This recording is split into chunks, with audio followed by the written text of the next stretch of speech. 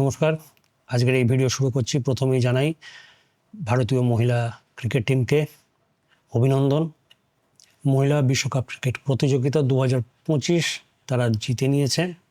অনেক অনেক অভিনন্দন ও ভবিষ্যতের জন্য রইল অনেক শুভকামনা। এবারে আজকের ভিডিওতে আসা যাক। আজকের ভিডিও যে মূল ব্যাপারটা হচ্ছে সেটা হচ্ছে এই মুহূর্তে আমার কাছে যে রিকোয়ারমেন্টটা রয়েছে সেটা হচ্ছে গিয়ে ক্যামেরায় এবারে র রেকর্ডিং। এতদিন আমরা লগ রেকর্ডিং দেখে এসেছি, যা কিনা খরচা সাপেক্ষ অত ছিল না, খুব ইজিলি আর কি এডিট করা যেত। কিন্তু এখন ডিমান্ড আসছে যে র মোডে রেকর্ডিং করতে হবে ভিডিওতে।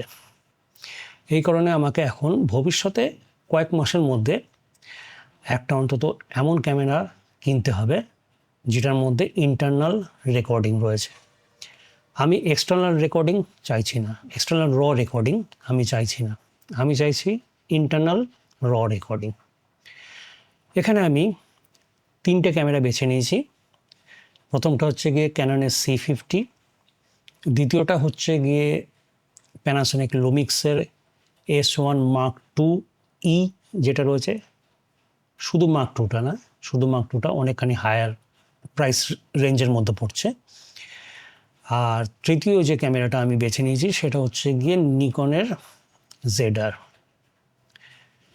এবার একটু অ্যানালিসিস করা যাক যে র ভিডিওতে ইন্টারনাল র এর ক্ষেত্রে আমরা প্রত্যেকটা ক্যামেরায় কী কী পাচ্ছি। প্রথমে C50 নেওয়া যাক। C50তে আমি পাচ্ছি ইন্টারনাল র রেকর্ডিংয়ের ক্ষেত্রে 7K আপ টু 60p অবধি।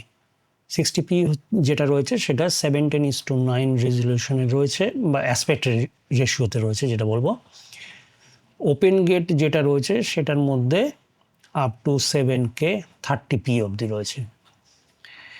এবারে আসা যাক লুমিক্সে। লুমিক্সের মধ্যে হায়েস্ট যে ইন্টারনাল রটা রয়েছে সেটা হচ্ছে কি প্রোরেস র। সেটাতে কিন্তু আমি পাচ্ছি 17:9 রেশিওতে। সেখানে কিন্তু ওপেন গেটের অপশন নেই ইন্টারনালি। আর অন্যদিকে যদি আমি নিকনের ZRটা দেখি, নিকনের ZRে আমি পাচ্ছি আপ টু 6K 60p অবধি 7:9 অ্যাসপেক্ট রেশিওতে। এবার একটু দামের ক্ষেত্রে আসা যাক।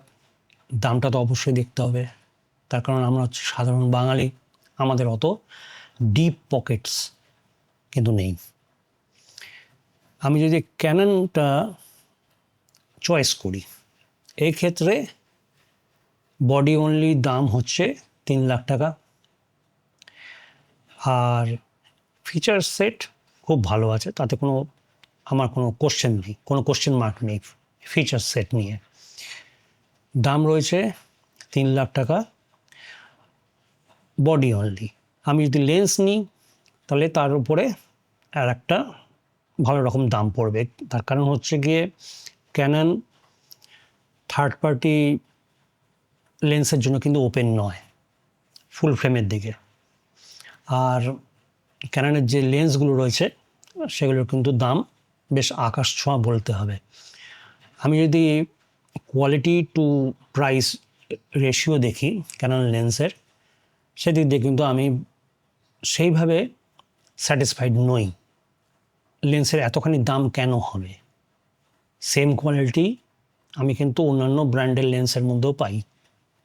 এবারে আসি প্যানাসোনিকের ক্ষেত্রে। প্যানাসোনিকের যে দামটা রয়েছে S1 Mark II যেটা, সেটার দাম রয়েছে মানে MRP রয়েছে 2,70,000 বডি অনলি। আর এমনিতে বাজারে এখন পাওয়া যাচ্ছে, অনলাইন যদি আমি দেখি সেক্ষেত্রে দামটা রয়েছে 2,24,000। আর এরপরে লেন্সের জন্য আলাদা করে দাম পড়বে। তবে সিগমা ক্ষেত্রে আর কি এল মাউন্ট অ্যালায়েন্সের ক্ষেত্রে সিগমার লেন্সগুলো মোটামুটি দামের মধ্যে রয়েছে, ভালো কোয়ালিটির লেন্স। আর 24 to 60 যে লেন্সটা বেরিয়েছে প্যানাসোনিকের, সেটাও কিন্তু বেশ ভালো, সেইভাবে হাই প্রাইস নয়, কিন্তু কোয়ালিটির দিক দিয়ে খুবই ভালো। এটা কিন্তু 24-60 f2.8। এবারে আসা যাক নিকন জেডারের দিকে। নিকন জেডার মানে এমআরপি রয়েছে বডি অনলি হচ্ছে 1,86,000 টাকা। তবে জেডারের ক্ষেত্রে আমাকে কোনো এক্সট্রা লেন্স নিতে হবে না, তার কারণ আমার কাছে অলরেডি নিকনের যে জেড মাউন্ট আছে তার লেন্স রয়েছে। এই জায়গায় আমার লেন্সের টাকাটা বেঁচে যাবে। তাহলে আমি দেখতে পাচ্ছি যে ক্যানন যদি আমি নিই সেই ক্ষেত্রে আমার বডি প্রাইসটাও অনেকখানি বেশি পড়ছে, 3 লাখ টাকা, প্লাস আলাদা করে লেন্স নিতে হবে, তার একটা দাম পড়ছে। আর রেকর্ডিংয়ের জন্য মেমোরি, এক্সট্রা কার্ড যেগুলো থাকবে সেই খরচাটা অবশ্য তিনটের ক্ষেত্রেই রয়েছে। সব মিলিয়ে দেখতে গেলে ক্যানন যদি আমি যাই তাহলে আমার লেন্সের দামটাও অনেকখানি পড়ে যাচ্ছে এবং সেই ক্ষেত্রে বাজেটটাও অনেকখানি বেড়ে যাচ্ছে। প্যানাসোনিকের ক্ষেত্রেও লেন্স আমাকে কিনতে হবে, সেটা একটা ব্যাপার রয়েছে। তবে প্রাইস টু ফিচার রেশিওতে কিন্তু প্যানাসোনিক অনেকখানি এগিয়ে আছে। অন্যান্য ফরম্যাটগুলো যেগুলো রয়েছে ছাড়াও সেইগুলো যদি আমি কনসিডার করি তাহলে কিন্তু এটা একটা দুর্দান্ত ক্যামেরা। এই ক্ষেত্রে আর একটা ব্যাপার আছে, যেটা হচ্ছে ক্যাননে আমি কিন্তু ওপেন গেট পাচ্ছি মোডে 7K 30p অবধি, আর প্যানাসোনিকের ক্ষেত্রে কিন্তু ওপেন গেট কিন্তু আমি এর ক্ষেত্রে পাচ্ছি না। সবচেয়ে কাছাকাছি যেটা যাচ্ছে আমি এখানে স্পেক্সের মধ্যে দেখতে পাচ্ছি যে 4:3 অ্যাসপেক্ট রেশিওতে 3.3K আমি পাচ্ছি ইন্টারনাল আর আমি যদি নিকনের ক্ষেত্রে দেখি, নিকনের ক্ষেত্রে আমি বলবো ইন্টারনাল তো রয়েছে, কিন্তু এখানে ওপেন গেট বলে কিছু নেই। নিকনের ক্যামেরায় ওপেন গেট কনসেপ্টটাই নেই। নিকনে আমি পাচ্ছি 6K 60p মোডে 16:9 মোডে, মানে 16:9 অ্যাসপেক্ট রেশিওতে।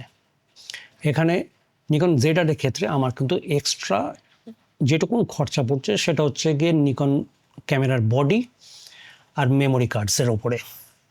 এখানে আমি সোনির কোনো ক্যামেরা কনসিডার করতে পারছি না, তার কারণ হচ্ছে কি FX30, FX2, FX3 এই ক্যামেরাগুলো যদি আমি কনসিডার করি তাহলে এখানে কিন্তু রেকর্ডিং যেটা রয়েছে ভিডিওতে, রেকর্ডিং কিন্তু ইন্টারনালি কোনো রকম রেকর্ডিং পসিবিলিটি এই তিনটে ক্যামেরার মধ্যে নেই।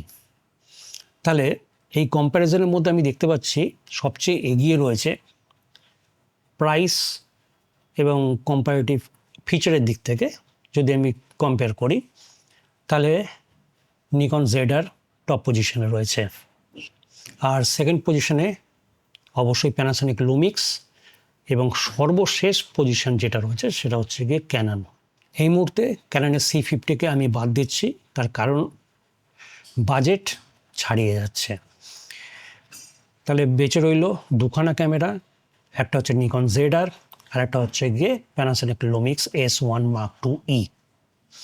আরও কিছু ভাবনা চিন্তা করব এই দুখানা ক্যামেরা নিয়ে, আরও কিছুদিন যাক, নিকন জেডারের পারফরমেন্সগুলো দেখি অন্যান্য যারা আর কি কিনেছে তাদের থেকে, তারপরে ফাইনালি আর কি ডিসাইড করব এই দুটোর মধ্যে কোনটা নেওয়া যায়।